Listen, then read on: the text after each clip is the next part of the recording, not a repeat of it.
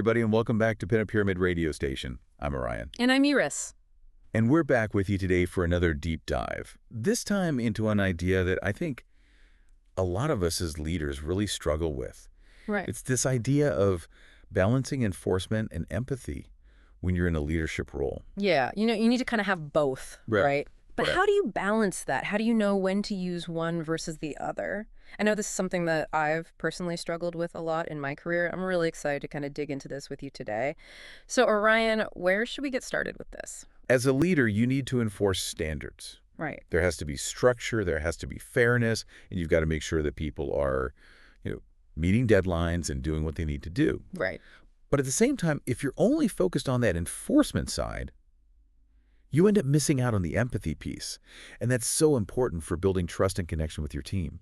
Yeah, and I think we've all probably worked with that leader. Oh, yeah. You know, the one who's all about the bottom line. Absolutely. They don't really care about what's going on in your life. They just want the work done right. Right. And, Pentapyramid, they use this example of a sales manager named Adam. And Adam's this classic kind of hard-driving, no-excuses leader. Yeah. So he pushes his team really hard to meet these crazy sales targets.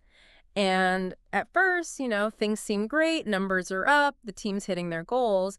But over time, what happens is that people start to burn out. Oh, yeah. They feel stressed, they feel resentful. Right. And they start to disengage because nobody wants to work in that kind of environment long term. No, they don't. And that's when you start to see, the quality of the work suffer. Absolutely. People start cutting corners, they're not as invested, and eventually, those numbers that were looking so good in the beginning, they start to decline. Yeah. And, you really brought up a good point about that, like the long-term impact of that. Yeah.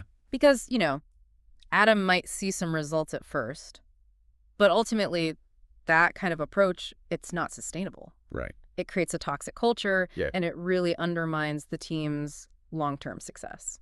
Absolutely. So I'm thinking now, okay, so maybe the answer then is just to go all in on empathy, right? Right. Yeah. Just be super understanding, super accommodating with everyone.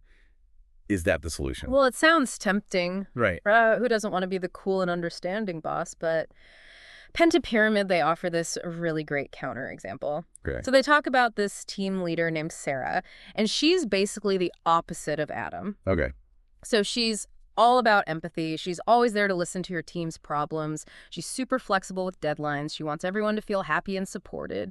But what ends up happening is that the team starts to take advantage of her kindness. Oh, no. Yeah. So projects start to fall behind. People miss deadlines. And Sarah's constantly having to pick up the slack because she's afraid to hurt anyone's feelings by holding them accountable. Right. And the team loses respect for her as a leader because they see that she's not really in control. Yeah, it becomes a situation where people don't really know what's expected of them. Right. And there's no real sense of direction or accountability. Exactly. And I think, it's easy to look at these two extremes and think, well, the answer must be somewhere in the middle. Right. Just find some perfect balance.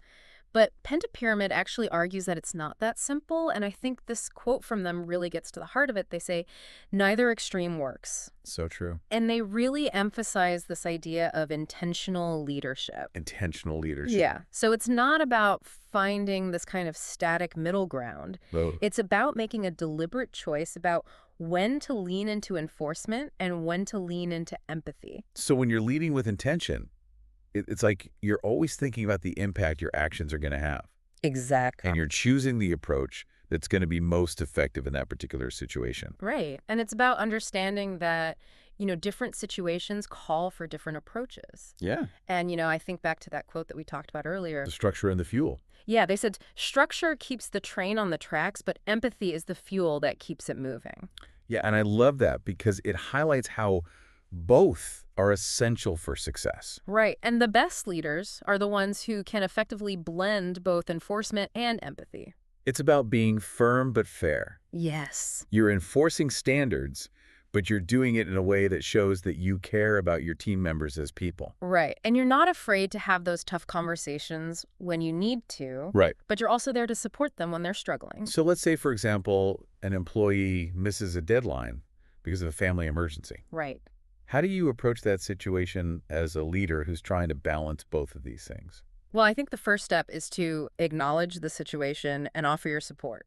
Yeah. You want to let that employee know that you understand what they're going through and that you're there for them.